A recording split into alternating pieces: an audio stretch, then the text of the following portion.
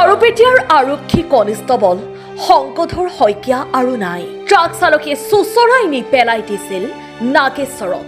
অৱশেষত নিয়তিৰ ওচৰত হাৰ মানিলে খাৰুপেটীয়াৰ আৰক্ষী থানাৰ কনিষ্টবল শংকৰধৰ শইকীয়াই। আজি খাৰুপেটীয়া নগৰত কৰ্তব্যত নিয়োজিত হৈ থকাৰ সময়তেই খাৰুপেটীয়া পুলিচ পইণ্টৰ পৰা কনিষ্টবল গৰাকীক এজন ট্ৰাক চালকে চুচৰাই নি নাগেশ্বৰ বিশাল মেগামাৰ্টৰ সন্মুখত পেলাই দিছিল। ততাতৈয়াকৈ মঙলদৈ অসামৰিক চিকিৎসালয়লৈ নিয়া হৈছিল যদিও চিকিৎসকে গুৱাহাটীলৈ প্ৰেৰণ কৰে আৰু গুৱাহাটীৰ পাটনা হস্পিটেলত শেষ নিশ্বাস ত্যাগ কৰে।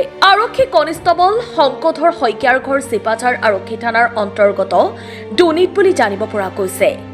উল্লেখ্য যে ট্ৰাক চালকে আৰক্ষী কনিষ্টবল শংকৰধৰ শইকীয়াক চুচৰাই নাগেশ্বৰ বিশাল মেগামাৰ্টৰ সন্মুখত পেলাই দিয়া দৃশ্য বন্দী হৈছে CCTV কেমেৰাত।